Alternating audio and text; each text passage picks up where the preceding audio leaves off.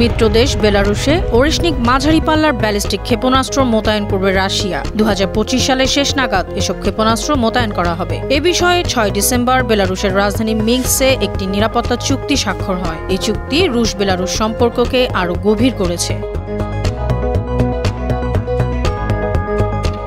ওরিশনিক হচ্ছে নতুন মাঝারি পাল্লার এক ধরনের ক্ষেপণাস্ত্র। রুশ ভাষায় ওরিশনিক অর্থ হেজেল গাছ। ঝোপ জাতীয় এই গাছের আকার বেশ বড় হয়। এই গাছের পাতাগুলো চারিদিকে গুচ্ছ হয়ে ছড়িয়ে থাকে। গাছটির অবয়বের সাথে বিস্ফোরণের সাদৃশ্য রয়েছে।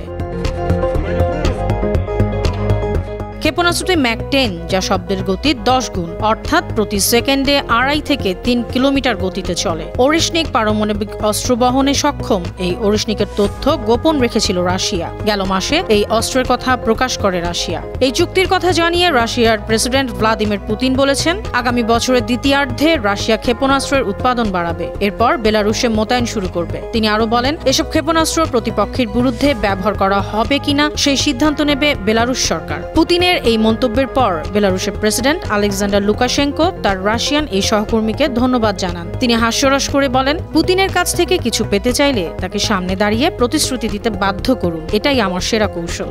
পুতিন বলেছেন, এখন থেকে রাশিয়া ও বেলারুশের একে অন্যের সব ধরনের অস্ত্র ব্যবহার করার অধিকার রয়েছে। যদি কোনো আঞ্চলিক হুমকি আসে, তাহলে মস্কো এবং বেলারুশ একে অপরকে সাহায্য করবে।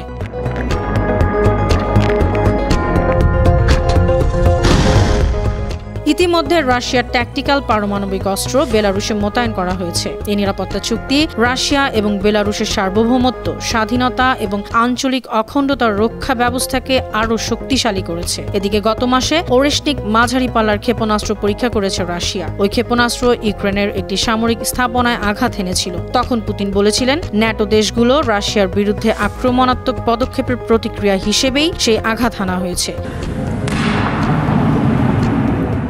বিশেষ করে যুক্তরাষ্ট্র ইউক্রেনকে রাশিয়ার ভেতরে এটাকামস ক্ষেপণাস্ত্র ব্যবহারের অনুমতি দেওয়ার প্রতিবাদ জানানো হয়েছে।